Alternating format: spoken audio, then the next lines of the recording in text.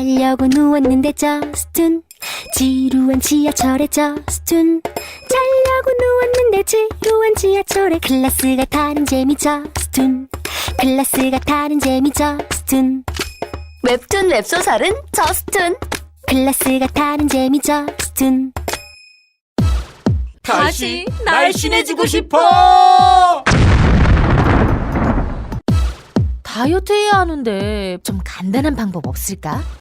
1522-6648 1522-6648 혹은 비타샵을 검색해주세요. 야, 이 부장! 네가 부장이면 땅이야? 뭐? 저 인간 저건 쟤 오늘도 술술 풀리고 안 먹고 회수 갔냐? 내일도 신체 상태로 출근하겠구만. 아유. 고려 생활건강 술술 풀리고 음주전 한포가 당신을 지켜드립니다. 특허받은 천연 유래 성분 숙취 해소제 술술 풀리고를 은하계 최저가로 딴지마켓에서 만나보세요. 한글도 남보다 빨리 깨치고 참 똑똑했는데 갈수록 실력이 뒤처지는 것 같아 걱정이에요. 혹시 초등학교 교과서 본 적 있어요? 어려운 어휘가 너무 많아요. 학교에서는 어휘 개념을 하나하나 설명해 줄 시간이 정말 부족하잖아요. 그럼 어떡하죠? 내 아이의 어휘만큼은 내가 책임져야죠. 어휘 공부의 정성. 초등어휘 3000 초등어휘 5000 검색창에 초등어휘 3000을 쳐보세요.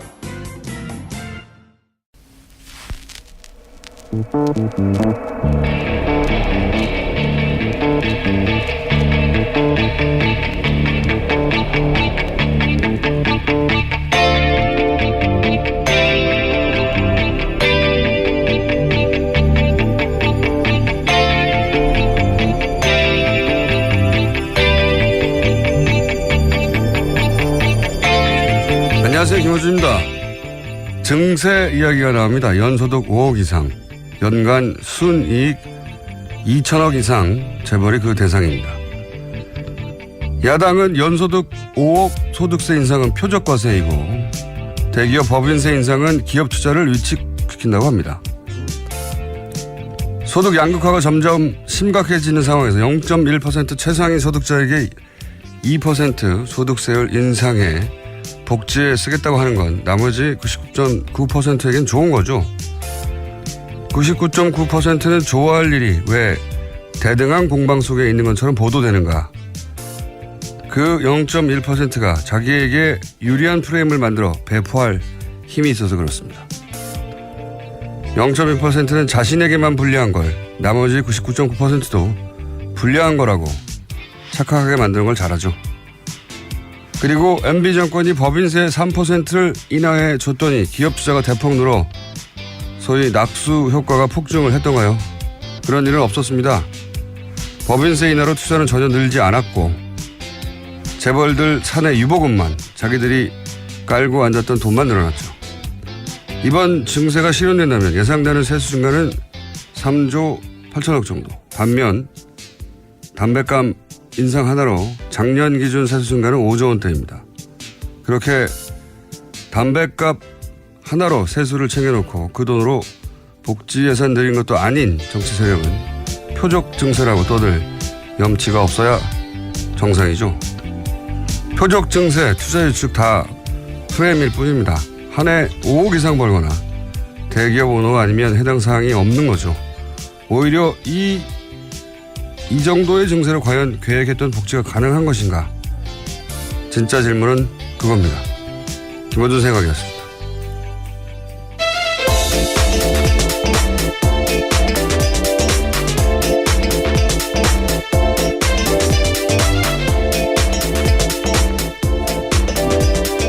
시사인의 김은지입니다. 네, 월요일에 돌아왔어요? 네. 주말에 비가 많이 와가지고 비가 많이 오는 건 좋은데 왜 이렇게 습기가 많은지. 네, 빨래가 잘 안 마릅니다. 빨래만 안 마르는 게 아니고 모든 게 다 축축해요. 자, 뉴스 공장은 뽀송뽀송하게 네. 진행을 해보겠습니다. 오늘 첫 뉴스는 뭡니까? 네, 지난주 토요일 정부 추경 예산안이 45일 만에 국회 본회의 통과했습니다. 11조가 넘는 규모인데요. 정부는 이 가운데 70%를 앞으로 2달간 집중 투입하겠다고 밝혔습니다. 추경안이 통과됨에 따라서 생활안전 분야 7급과 9급 공무원 추가 공채는 다음 달 중순 원서 접수 거쳐서 10월 달에 필기 시험이 있습니다. 그렇군요. 이제 야당에서는 이제 공무원 증원을 막았다. 그러니까 혈세 낭비를 막았다. 이렇게 프레임을 잡았고요. 예. 결국 이렇게 45일 지연된 건 이제 여태 최장 지연된 건데, 추경은 어차피 되긴 될 거였어요. 예. 왜냐하면 야당도 다 혜택을 했거든요. 자신의 지역구에서. 근데 이렇게 지연된 이유 중에 하나가 언론 환경인데, 언론 환경 때문에 예를 들면 이 혈세 낭비라고 할 때 사실은 그 대상이 집배원이나 소방관이나 사회복지 공무원이었거든요. 네. 그래서 이번에 무기계약직 집배원들은 공무원 전환이 안 됐어요. 네, 네, 빠졌기 때문에 크게 시위도 했었습니다. 네, 지난 소방관 주말에. 증원도 안 되고 이게 무슨 혈세 낭비라고. 그 프레임에 그럼 이게 혈세 낭비가 아니라고 해줘야 되는데, 예, 이거 여야 공방으로만 처리하니까. 근데 어쨌든 이 추경에 저희가 이제 3부에, 예, 여당 원내대표, 원식 원내대표 연결해가지고 추경 전후사정 들어보긴 할 텐데, 저는 추경 관련해서 제일 재밌었던 건 언론의 태도예요. 예, 그 중에서 한 가지만 짚어보자면, 추경 얘기는 오늘로 끝일 것 같으니까. 원래 이제 금요일 처리하려고 하다가 안 됐거든요.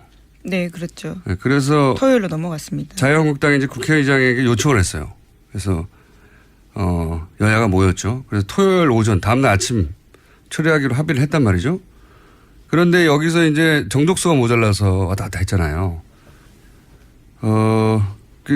민주당 왜냐하면 정족수가 왜 모자랐냐면 자유한국당이 퇴장을 해봤거든요. 집단 퇴장을. 그러자 정족수가 모자라가지고 그 정족수가 모자란 것은 자유한국당이 퇴장했기 때문에 했지만 민주당 의원들이 전원 참석하지 않았기 때문에 불참 인원이 있었기 때문에 그러자 대부분의 언론들은 민주당의 이제 불참 인원에 대해서 이제 그 공세를 취했죠. 근데 이게 굉장히 재밌는 것이 예를 들어서 보수 매체가 민주당을 이권으로 공격하려면 뭐부터 말해야 되냐면 자유한국당은 어차피 약속을 어길 거라고 전제하고 행동하라고 하는 거잖아요.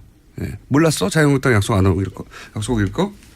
자유한국당 말을 믿었단 말이야? 그런 다음에 민주당을 비판해야지 이게 논리적 정함이 맞아요. 왜냐하면 들어오기로 했는데 들어왔다가 나가버려가지고 정수 모자랐거든요. 퇴장했습니다. 예.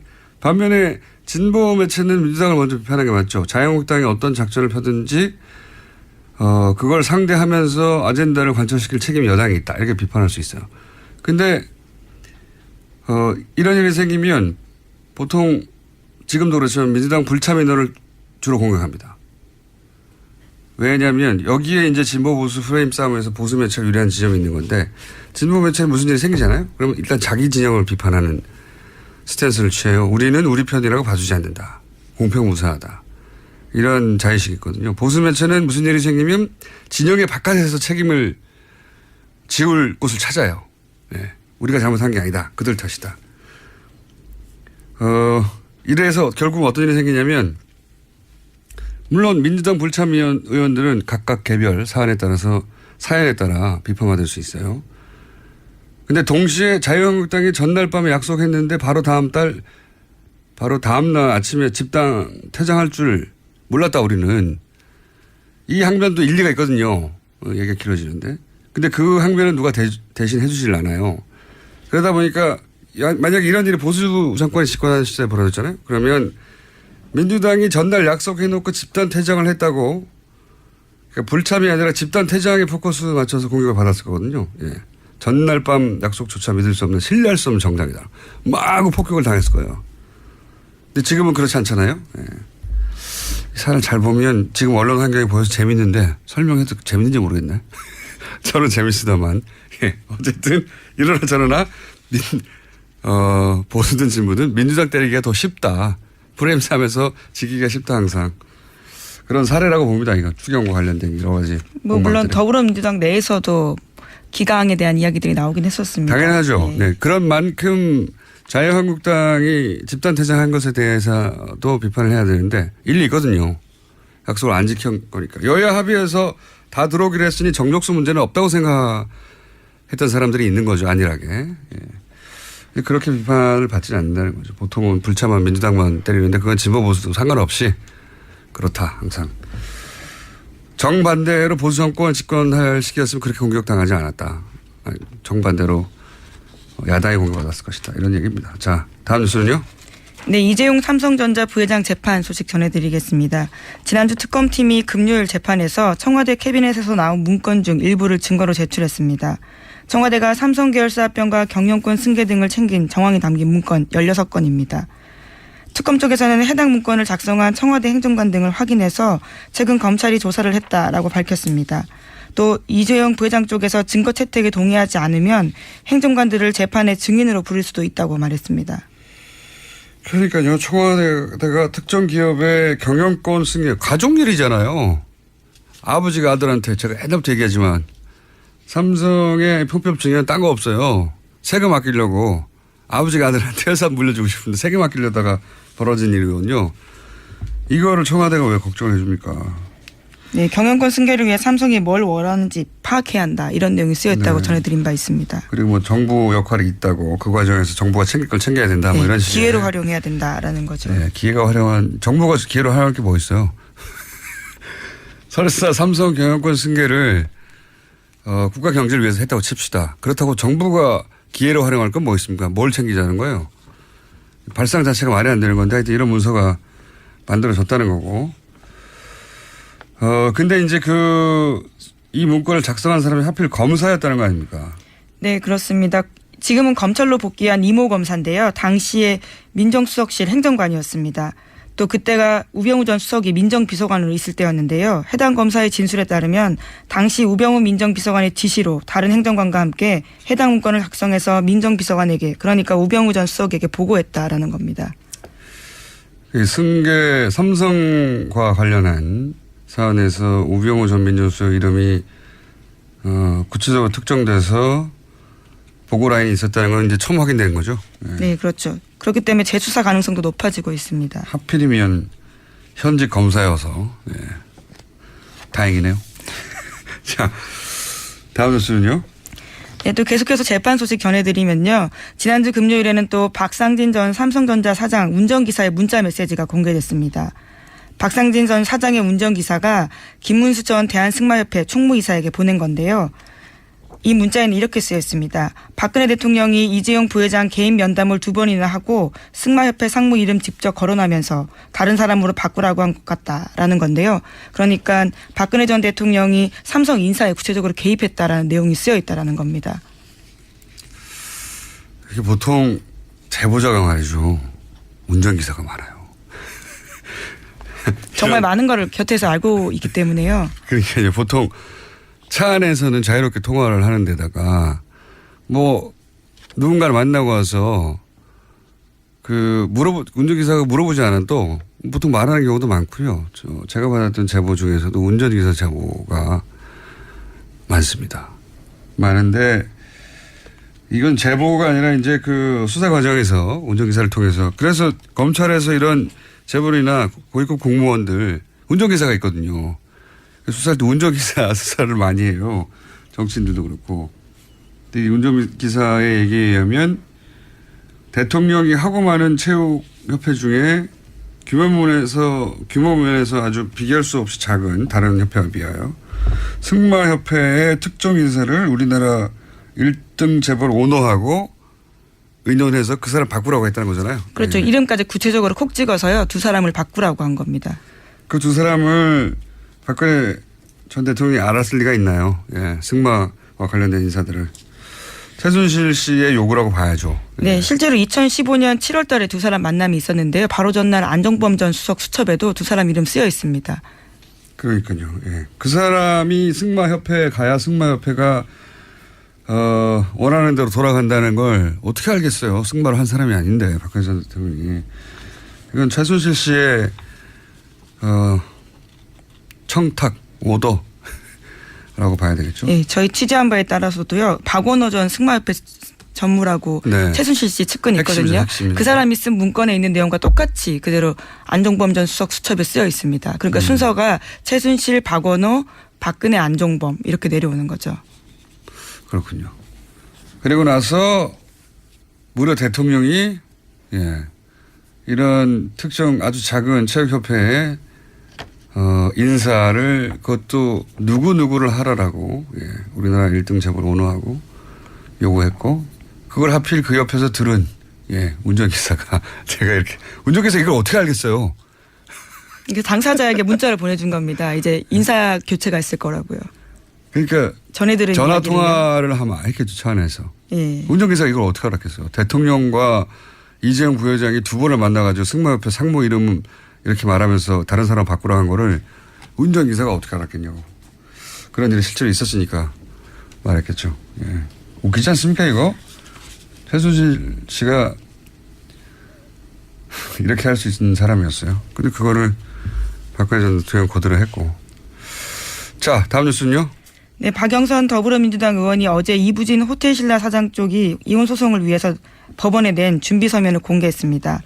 이 사장이 이무재 전 삼성전기 고문과의 이혼 소송 과정에서 재산 분할을 피하려고 편법 상속을 시인했다고 주장한 건데요. 이 사장은 준비 서면에서 수입이 거의 없던 시점에 이건희 회장으로부터 다액의 돈을 증여받아서 삼성물산 주식 및 삼성 SDS 주식을 취득하도록 하였고 회사에서 실무적인 부분을 관리했다라고 밝혔습니다. 또 편법 상속 이야기가 나왔대요. 20년 전 얘기인데 이부진 이게 간략하게 요약하면 이런 거잖아요. 그 이재용 부회장 케이스와 이게 똑같은 거거든요. 이재용 부회장 케이스라는 게 결국은 사실은 이재용 부회장이 지금 구속되어 있는 출발 지점도 원초적 출발 지점 따지고 보면 편법 증여예요. 산속세를 안 내려고. 네, 에버랜드와 관련된 부분이죠. 무슨 대단한 기업가 정신이나 경영 철학 이런 게 아니고 그런 거 무관합니다. 그냥 돈을 아끼려다 이렇게 된 거예요. 상속세를 안 내려고 하다가 어제 청와대 발 뉴스로는 오뚜기. 네, 그렇죠. 대기업과 함께 오뚜기를 불렀는데 오뚜기가 왜 이런 대접을 받냐면 상속을 받을 때 상속액의 절반을 증여세로 냈거든요. 조 단위로. 삼성도 조 단위로 내야 하는 거죠. 이게 정상이거든요. 그냥. 근데 그런 곳이 워낙 없으니까 오뚜기가 그런 대접을 받고 일종의 메시지죠. 네, 오는 27일, 28일에 만납니다. 그러니까 나눠서. 재벌들하고 그 재계 순위에서 한참 떨어지는 중견기업 중에서 유일합니다. 한참 떨어진 오뚜기하고 같이 부르는 거죠. 그러니까 지금 이 시대에 어떤 가치가 올바른 건가 상징적으로 보여주자는 건데요. 여하간 삼성이 이렇게 꼬인 게 된 거는 세금 안 내려고 그런 거예요. 별거 없어요. 세금 안 내려고. 근데 이번에 이제 부인 이부진 씨가 이혼하려고 하는데 그 돈을 자기가 다 벌었다고 하면 남편한테 줘야 되지 않습니까? 전 남편에게 일부를 부부가 같이 번 거니까. 그렇죠. 그래서 이제 뭘 인정할 수밖에 없었냐면 그 돈은 자신이 번 게 아니다. 그렇죠. 아버지로부터 받았다라는 아버지로부터 받았다. 그런 과정에서 이런 내용이 나온 거죠. 이건 내 노력으로 본 게 아니에요. 아버지가 준 거예요. 그렇게 해서 조 단위의 재산이 생겼다는 거죠. 물론 이게 곧장 편법 상여를 입증하지는 않습니다만은 그런 정황 중에 하나인 건 본인이 이제 자기 입으로 이건 내 돈으로 번 게 아니다라고 했으니까요. 그전에는 이 이재용 부회장이나 또는 그 자녀들이 잘해서 재산이 증식되어 갔다 이렇게 얘기해 왔는데 그게 아니고 내 돈 내 힘으로 본 게 아니다 이런 말을 할 수밖에 없었죠. 네, 안 그러면 이게 조 단위에서 재산을 떼줘야 되잖아요. 네, 박영선 의원도 어제 그렇게 주장을 했는데요. 결혼 뒤 자기 힘으로 1조 7천억 원 달하는 재산 형성했다라고 하면 돈을 내줘야 되는 상황이기 때문에 그걸 인정한 거다라는 거죠. 그래서 결혼 전에는 수입이 없었는데 아버지로부터 돈을 증여받아서 재산을 형성했는데 증여는 문제가 아니에요. 증여세를 안 내게 문제인 거죠. 네, 어제 호텔 신라 쪽 해명도 나오긴 했는데요. 그룹 차원에서 편법 상속은 문제가 없음을 여러 차례 소명했다. 이런 식의 주장을 하고 있긴 합니다. 편법이라고 하는 것과 불법이라는 것과 이제 큰 뉘앙스 차이가 있죠. 법을 어기진 않았다는 거죠. 들여다보면 법을 어긴 부분도 있어요. 그러니까 불법 상속이라고 하는 게 맞긴 한데 그때 당시의 기준으로 법을 교묘히 이행했다. 뭐 이렇게 정도 볼 수 있는데 이게 별거 아니고 돈 때문에 다 일어나는 일입니다. 세금 덜 내려고. 다음 뉴스는요. 네, 국정원 댓글 사건 관련 소식입니다. 검찰은 원세훈 전 국정원장이 2009년부터 2012년 5월까지 주재한 전 부서장 회의 녹취록 제출을 국정원에 요구한 바가 있습니다. 그런데 과거에는 국정원이 보안 문제 있다면서 일부만 제출했습니다. 하지만 최근에 검찰은 국정원으로부터 삭제된 부분까지 모두 복구한 녹취록 받았다라고 합니다. 여기에서 눈에 띄는 부분이 있는데요. 2013년에 제출한 녹취록에 보면 온라인에서 우리 직원들이 종전처럼 하라면서 국정원의 온라인 활동을 아는 것처럼 원세훈 전 원장이 말했다라는 겁니다. 당연히 알았겠죠. 예. 국정원장인데 그 정도 인원이 움직이고 그 정도 예산이 들어가는데 더구나 차기 대권이 걸린 댓글 작업 아닙니까? 국정원장이 모를 리가 없고 국정원장이 이걸 독려했다는 게 지금 문제 핵심인데 오뚜기 증여세는 생각해보니까 조 단위는 아니네요. 규모가. 어쨌든 1,000억 단위였던 걸로 제가 기억하는데 그거 안 내고 싶은 거죠. 삼성에서는. 안 내고 싶었다는 사실 다 안 내고 싶어요. 사실 세금은 안 내고 싶어요. 사람들이. 안 내고 싶은데 어쩔 수 없이 내는 거죠. 근데 안 내고 싶으면 안 낼 수 있는 게 삼성의 힘이었던 거죠. 네, 증여를 안 받으면 됩니다. 증여를 안 받으면 어떻게 안 받습니까? 그럼 세금도 내야죠. 불로소득인데. 그러니까 아버지가 물려주고 예. 싶은데 아버지가 물려주고 싶은데 세금을 내고 싶지 않다. 이거예요. 자꾸 말하지만 그걸 뭘 대단한 것처럼 이렇게 국가 경제를 들먹이는지. 다음 순요. 네, 국정원 댓글 사건까지 했었고요. 네. 지금 이제 방산비리 소식도 전해드리겠습니다. 박근혜 정부가 청와대 수석과 장관을 통해서 하성룡 전 한국항공우주산업 사장에 선입하려 했다라는 의혹이 나왔다라는 경향신문 보도입니다. 카이 대주주였던 옛 한국정책금융공사 고위관계자 발언을 경향신문이 보도했는데요. 2013년 3월 초 당시 산업통상자원부 1차관으로 장관 후보자였던 현 자유한국당 윤상직 의원이 있는데 그 사람이 자신에게 갑자기 전화가 와서 카이 사장 바꿔야 한다면서 하성룡 전 사장을 콕 집어 얘기했다라는 겁니다. 뿐만 아니라 2013년 4월 말에는 조원동 경제전 수석이 정부 뜻이라면서 하성룡 전 사장을 카이 사장에 선임해달라고 했다고 합니다. 이 뉴스에서 재밌는 거는 초반에는 조원동 경제수석이 몰랐다는 거죠, 이 사실을. 네, 그 관련해서 물어보니까 윤상직 의원 전화를 받고 물어봤을 때 이렇게 이야기했다고 합니다. 윤 의원이 오버하네, 내가 알아볼게요. 이렇게 이야기를 했는데 그 이후에 상황을 알아본 다음에는 정부의 뜻이다라고 이야기했다는 겁니다. 경제수석도 모르는 정부의 뜻이 누구겠습니까? 네, 경제수석 위에 대통령인데 대통령의 뜻인 거죠. 네. 그거를 대통령 뜻이라고 할 수 없으니까 정부의 뜻이다라고. 경제수석도 모르는 인선이었던 거죠, 이게. 인선이었던 건데,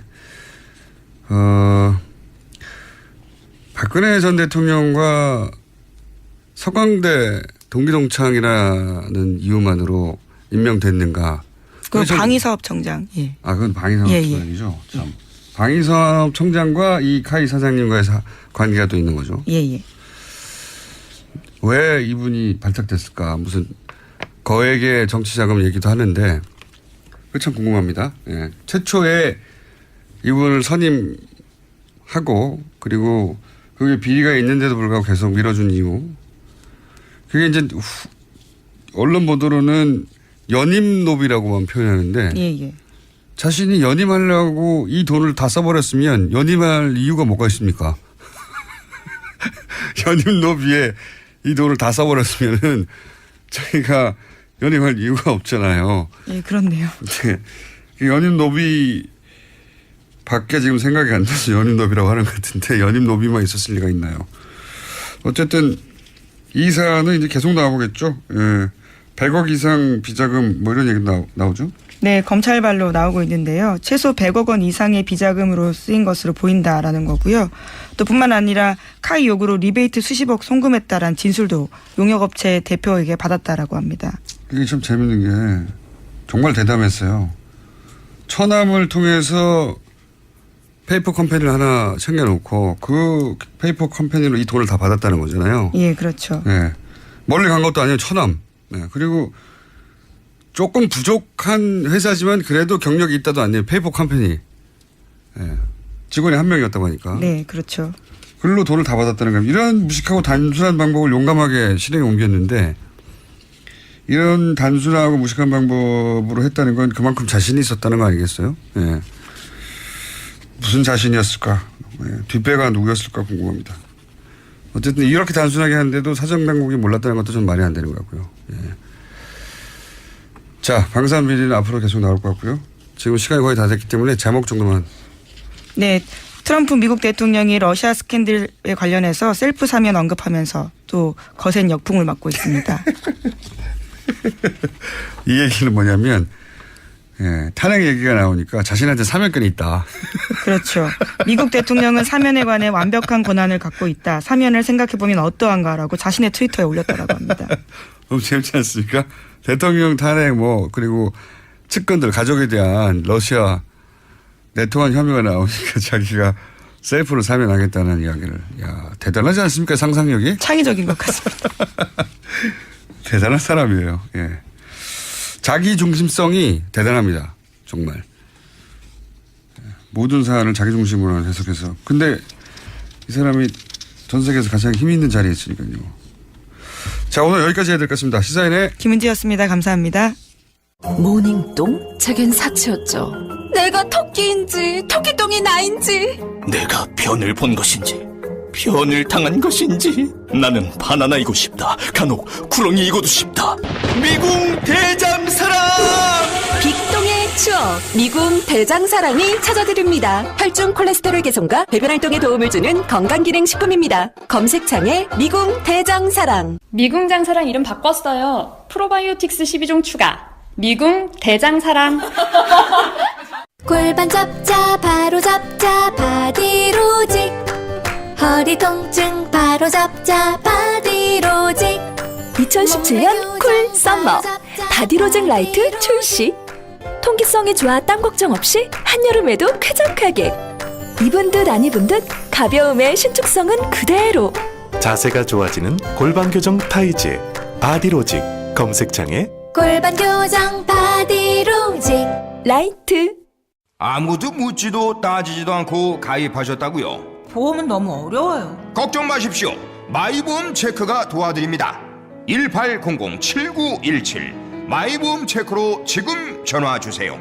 1800-7917. 이미 가입한 보험이나 신규 보험도 가장 좋은 조건을 체크해서 찾아드립니다.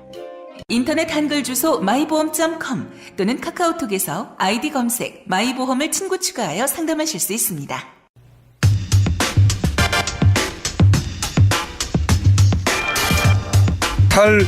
탈원전 논란 중입니다. 탈원전 반대 진영에서는 원전이 가장 싸고 탈원전은 전기요금을 결국 높일 것이다 이런 주장을 합니다. 그런데 최근 미국과 영국에서 태양광, 풍력 같은 재생에너지가 조만간 원전보다 훨씬 더 저렴해질 거라는 정부의 보고서가 나왔습니다. 미국과 영국 각 정부기관의 보고서가 나와 이 문제를 전문가와 함께 좀 오늘은 짚어보려고 합니다. 에너지기술평가위원장을 지낸 한양대 안남성 교수님 스튜디오 직접 나가십니다. 안녕하세요. 예, 감사합니다. 예, 굉장히 전문적인 영역이거든요, 이게. 예, 좀 어려운 분야입니다. 저희가 이걸 과연 소화할 수 있을지.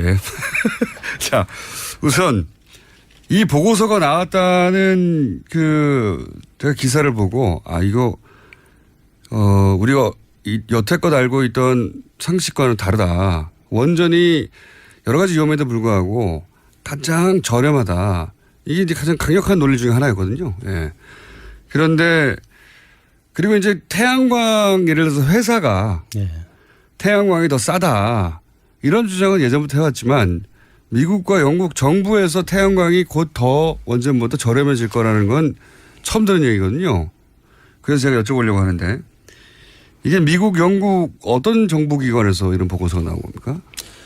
미국은 EIA라고 해갖고요. 에너지 인스티튜트 오브 에이전시 이렇게 되어 있습니다. 미국에 매년 1년에 한 번 정도 정기적으로 모든 에너지 자원에 대해서 얼마 정도가 앞으로 있고 가격은 어떻게 바뀔 거고 특히 이제 발전 단가 같은 거 전기를 생산할 때 어떻게 변할 건지 이제 미래 뭐 예를 들면 뭐 한 30년 후에는 어떠한 에너지 믹스를 가지고 갈 건지 이런 내용들 이렇게 전망하는 내용이 그 보고서고요. 매년 내는 거군요. 예. 네. 그다음에 이제 영국 같은 경우는 영국의 그 비즈니스 그다음에 이제 영국의 그 영어라 잘 입에 안 나오시는군요.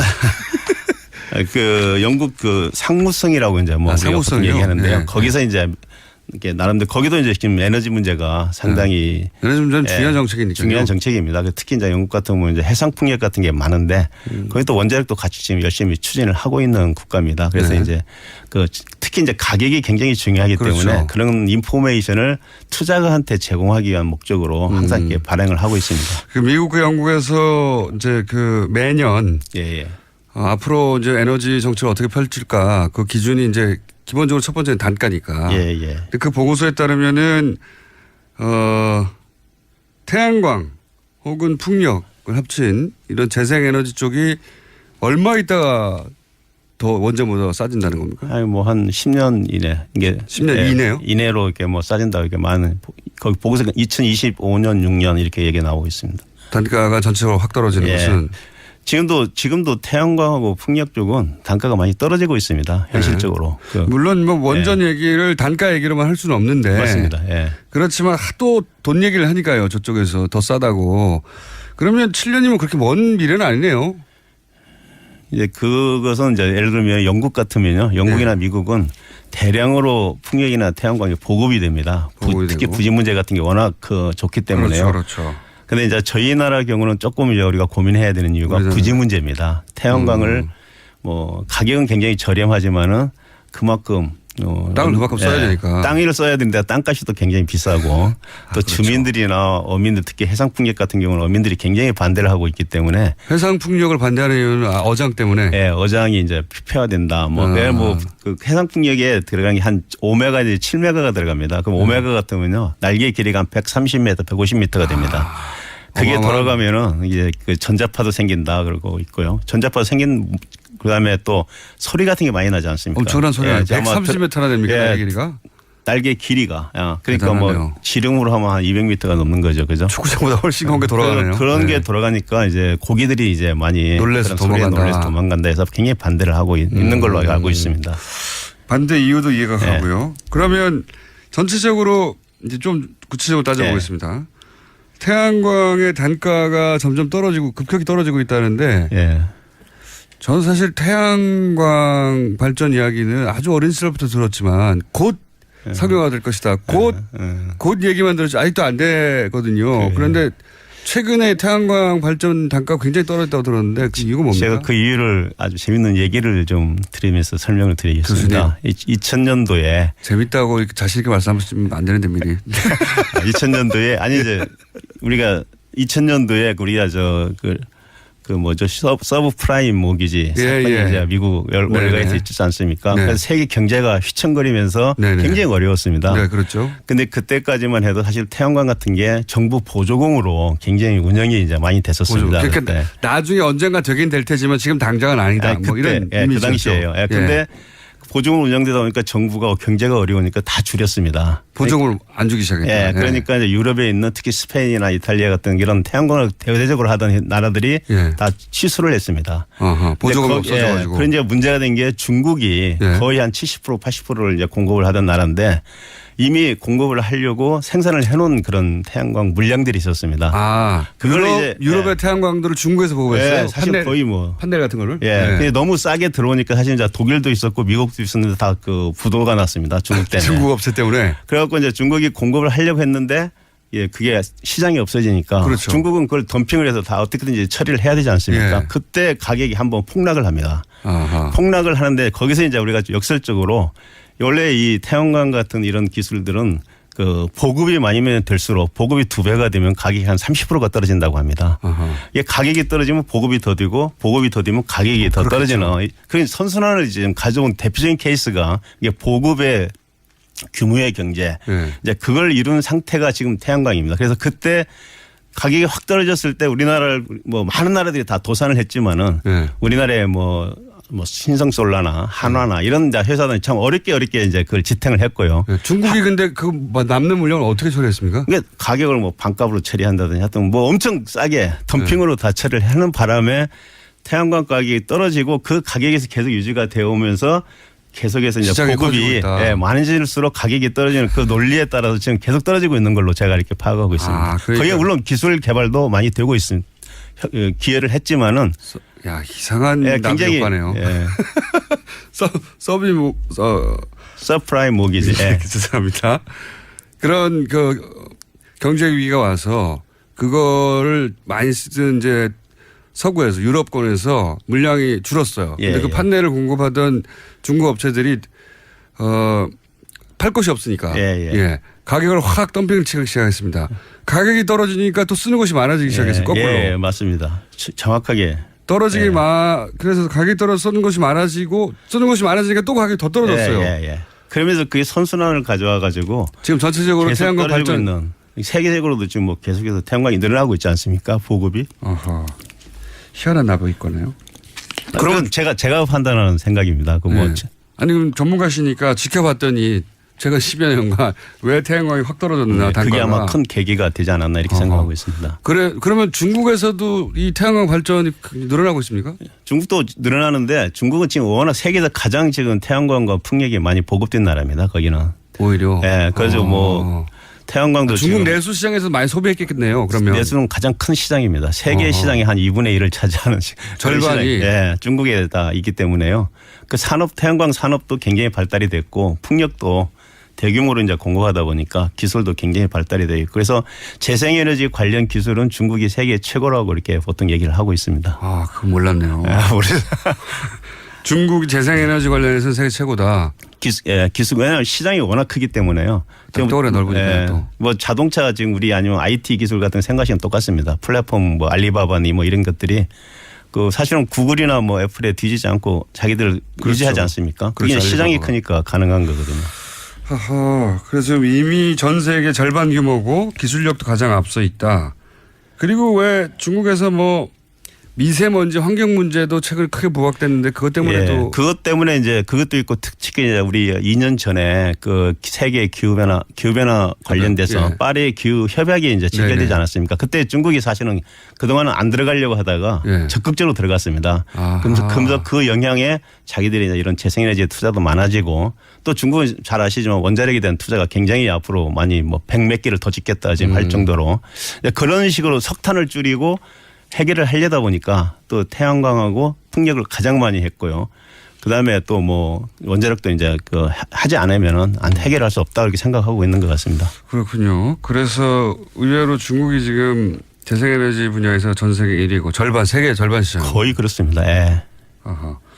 그러니까 그럼 반면에 이 미국, 영국의 보고서는 이런 시장 상황을 간주했을 때 전 세계적으로 결국은 원전보다 태양광 풍력 발전 단가가 더 떨어질 것이다. 그러니까 7년 이내에. 아까 말씀드린 그런 선순환에 의해서 태양광이 더 보급되고 가격은 더 떨어지고 아까 제가 보급의 규모의 경제라고 말씀을 드렸는데 그런 선순환이 계속되면 태양광은 분명히 태양광이나 풍력 가격은 떨어지게 되어 있습니다.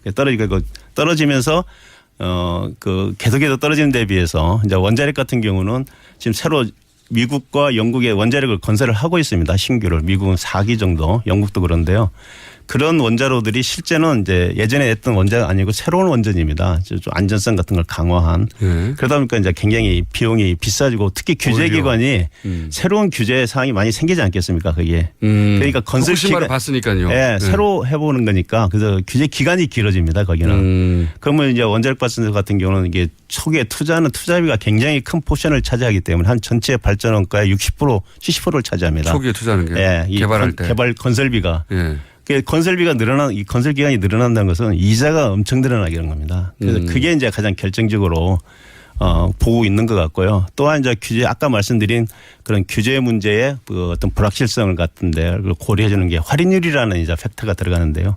그것을 높게 잡지 않았나 이렇게 생각하고 있습니다. 그러니까 원자력 발전 비용은 원전으로 인한 우리가 사고를 전 세계가 봤기 때문에 원전을 지으려고 하는 쪽에서는 안전 규정을 훨씬 더 강화하고 있고 예, 예. 그러다 보니까 건설비가 올라가게 돼 있고 그래서 예. 원전을 다른 이유로 찬성하는 건 모르겠는데 더 싸서 찬성하는 이유는 이제 앞으로 사라지게 될 것이다 점점. 그건 이제 뭐 두고 봐야 되는데 우리나라 같은 경우는 또 조금 다릅니다. 우리나라에서 지금 현재 건설하려고 하는 원전은 이미 신고리 3, 4호기에 건설이 됐고요. 예. 지금 5, 6호기도 사실 같은 노형이고요. 예. UAE에도 똑같은 이제 원전이 이미 예. 수출이 돼서 아까 지금 규제의 어떤 불확실성 같은 건 상당히 그런 데 비해서는 이제 다른 작다. 나라보다 적다. 근데 이제 앞으로 이제 뭐 사용 해결력 관리라든가 예. 이런 것에 대한 물론 비용이 현재는 반영이 돼 있지만은 예.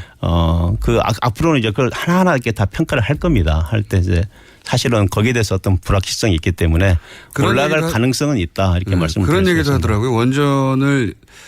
원전이 이제 수명을 다하고 그러니까요. 예. 예, 그 이후에 처리한 비용을 왜 빼냐.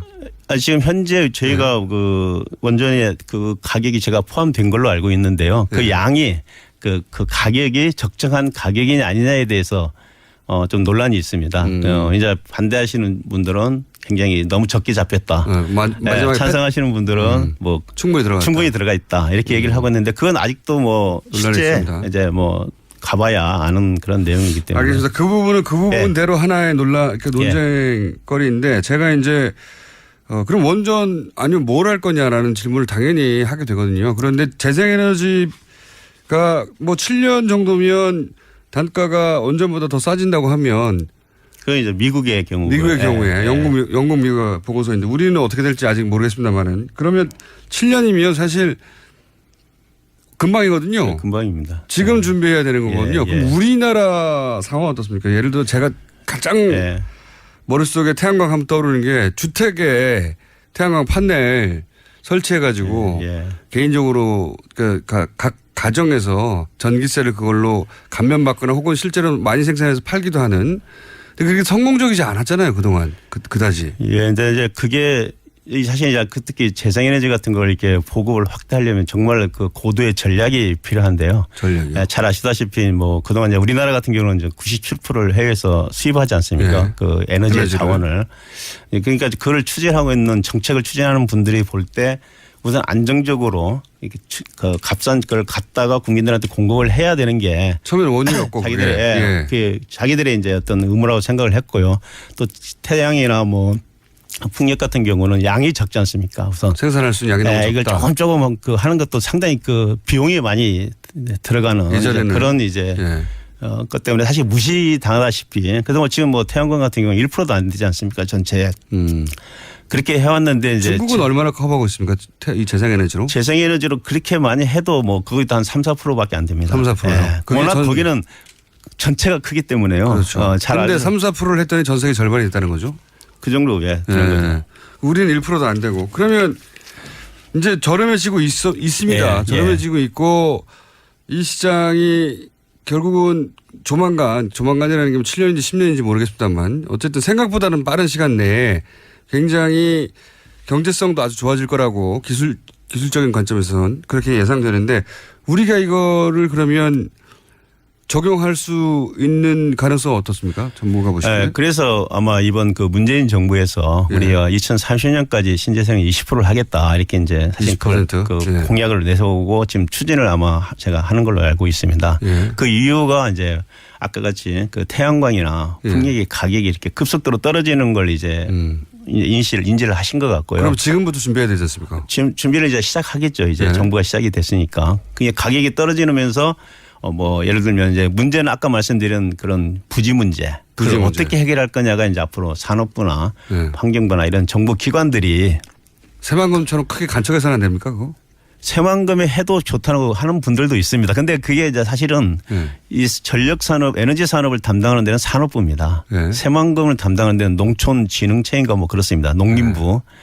부서가 다르기 때문에 여기는 또 여기가 이제 뭐. 그래서 정부 의지가 중요하다고 말씀하셨죠. 근데 정부가 통합을 해야 되고요. 전체적으로. 그걸 아마 이제 청와대나 이런 데서 통합을 해서 한 컨트롤 타워가 있어야 되지 않나. 그렇게 하지 않고는 물론 뭐 가격은 떨어지지만 그 부지 문제를 해결하기 위해서는 특히 규제가 가장 큰 거기 때문에요. 그건 한 부처 힘만 갖고는 안 되는 것 같습니다. 정부 그래서 의지가 중요하다. 정부가 강력하게 그런 의지를 내세우고 그 목표를 향해서 가는 게 맞지 않나 이렇게 그 생각합니다. 이전 정부는 어땠습니까? 최근 이명박 박근혜 정부 예, 이명박 정부 때는 사실 잘 아시다시피 녹색 성장이라 해갖고 녹색이에요. 그때 처음으로 이제 사실은 뭐 태양광, 풍력 뭐 이런 것들이 이제 사실 그 전까지도 거의 뭐 잊혀졌던 건데 그래도 이제 수면 위로 올라왔는데 그 당시만 해도 가격이 굉장히 비쌌습니다. 태양광도 비쌌고 가격이 그 잘 아시겠지만 뭐 2000년대 중반만 해도 지금 태양광 같은 게 우리가 그 발전 차액 지원금이라 했고 정부가 다 보상해 주는 제도가 있습니다. 맞습니다. 태양광이 한 700원 정도 이제 시작을 했던 건데 지금 그게 한 100, 200원대로 이제 떨어져도 된다고 얘기를 하거든요. 워낙 비쌌기 때문에 그리고 소량이고 그때는 또 이제 원자력이 또 하나 들어가 있지 않습니까? 녹색 기술에. 녹색을 원자력으로 한 건 정말 웃겼어요. CO2를 발생하지 않는다는 이제 그런 이제 명목으로 이제 시작이 됐던 거고요. 하여튼 그래서 폐기물이 나오지 않습니까? 어쨌든. 예. 그래서 태양광 거기에 대한 그 하여튼 굉장히 나름대로는 노력을 했는데 기술 개발에도 투자 굉장히 많이 했습니다. 사실 이제 저희 에너지 기술 평가원도 그때 그걸 이제 연구를 한 걸 지원하라고 만들어진 그런 기관이었습니다. 그런데. 근데 이제 문제는 아까 시장 문제 뭐 규제 문제 이런 것들을 해결을 못한 거 아닌가. 그러니까 그 굉장히 정부 의지가 강해서 전체적으로 통과하는 컨트롤 타워가 있어서 그 문제를 해결해 가야 되는데. 그때는 있었습니다. 그때는 있었다. 그 기후변화 수석이라 청와대 안에 있었는데도 그 뭐 녹색 성장위원회 그런 것도 있었고요. 그래가지고 근데 이게 부서 간에 이게 제 생각은 그렇습니다. 부서 간에 그게 잘 안 됐고 또 가격이 굉장히 비싸다 보니까 알겠습니다. 보조금이 많이 나가게 되고. 박근혜 정부 때는요? 박근혜 정부 때는 이제 크게 뭐 그 분야에 대해서는 관심이 없어요. 관심이 없다는 것보다는 일단은 뭐 잘 아시겠지만 녹색이란 말을 거의 사용하지 않을 정도로 좀 우리나라 좀 그렇지 않습니까? 정권이 이렇게 바뀌고 하면은 전 정권이 사용하던 그런 걸 사용하지 않는. 단어는 아니더라도 이 재생에너지에 대한 관심이나 투자는 어땠습니까? 그 꾸준히 돼 왔는데요. 그 수준을 아주 점프를 한다든가 그런 건 안 됐었던 걸로 제가 알고 있습니다. 그냥 하는 수준을 그냥 유지하는. 그 정도나 뭐 약간 작게. 뭐 지금 그러면 교수님 말씀은 지금은 그 수준을 확 높이고 정부가 이걸 통합 컨트롤 타워를 세워서 힘을 실어주고 해야 된다는 거잖아요. 당연히 그렇습니다. 그렇지 않으면 힘듭니다. 20% 목표 달성을 하려면요. 정말 혁명적인 말씀드린 대로 그 사고 방식 우리가 접근 방법이 필요합니다. 지금처럼 뭐 보조금 좀 더 주고 이런 식으로 접근해 갖고는 절대 달성 못 하고요. 그거는 거의 실험적인 수준이지. 그렇잖아요. 그러니까 어떤 가정은 태양열 판넬로 자기 집 전기를 해결하는 데 수준이지 그게 정부 시책 수준에서 벌어지는 게 아니거든요. 예. 그래서 요즘 이제 많이 이제 얘기되고 있는 게 부지 문제 해결하는 하나의 방안으로 예를 들면 우리 호남평야 같은 게 굉장히 넓지 않습니까? 호남평야. 예. 농사 지어야죠. 농사 짓고 쌀을 생산하는데 농민들한테 이제 소득이 굉장히 많이 안 가니까 그중에 일부를 뭐 이제 태양광을 전기를 만들어내는 평야로 만들자. 그런 논의도 있습니다. 그런 이제 뭐 얘기도 지금 많이 나오고 있고요. 왜냐하면 이제 태양광을 하게 되면 그 돈이 바로바로 농민들한테 가게 되니까. 쌀 대신 태양을. 네, 쌀 대신 태양을 생산하면 어떠냐 이런 얘기도 지금 나오고 있고요. 많은 아이들이 지금 나오고 있습니다. 그래서 지금 그것도 일부는 아마 농촌 그 태양광 사업화 하는 게 이제 시범 프로젝트로 아마 제 에너지관리공단이 시행을 하고 있는 걸로 알고 있고요. 그럼 여러 가지 지금 아이디어들이 많이 나오고 있는데 제 생각은 그걸 이제 산업부나 뭐 산업부 장관께서 아마 제 생각은 주관을 하지 않을까 싶은데 그래서 통합을 해서 정말 어떤 그 노력을 하지 않으면은요 20% 달성은 정말 어렵다 이런 걸 제가 말씀을 드리겠습니다. 기술의 문제가 아니라 기술은 이미 많이 올라왔는데 기술은 이제 거의 뭐 많이 올라왔는데 올라왔는데 정부가 정말 이 재생에너지가 이런 원전이나 혹은 뭐 화력 발전 이런 걸 대체할 미래 에너지 산업이라고 생각하고 지금 집중적으로 관리하고 투자하고 기반을 만들지 않으면 안 되는데 그런 의지가 있느냐? 그 당연히 그건 정부의 의지가 가장 중요하다고 생각합니다. 저는. 정부가 그런 의지를 보이려면 사실은 사람들이 이해를 해야 되거든요. 이 사안을. 태양광이라고 하면 아직도 그거는 기술 개발 중이고 그냥 실험적인 거지. 그건 개인 단위의 주택 태양광 지붕에 설치하는 이 정도지. 그게 정말로. 그걸 이제 미래를 우리가 조금만 보면 한 10년만 지나면은요. 요즘 우리 전기 자동차 얘기 많이 하지 않습니까? 저장 장치 얘기 많이 하고요. 일반 집에서 지붕에서 태양광으로 전력을 생산해서요. 배터리에 저장을 해놓고 내가 사용하고 남는 전기는 또 전기 자동차가 와서 충전을 해서 사용하는 이런 시대가 온다고 이제 멀지 않았다. 그 미국 DOE에서 최근에 나온 보고서를 보면요, 레스된 이게 10년 이내 그것도 얘기를 하고 있습니다. 전기자동차까지 연결해 생각해보면 그러네요. 호주 이제 보면 지금 그렇게 하고 있고요, 이미. 굉장히 큰 변화가 하는데 그 핵심은 뭐냐? 저는 태양광 발전이라고 생각합니다. 알겠습니다. 안남성 교수님이었습니다. 감사합니다. 예, 감사합니다.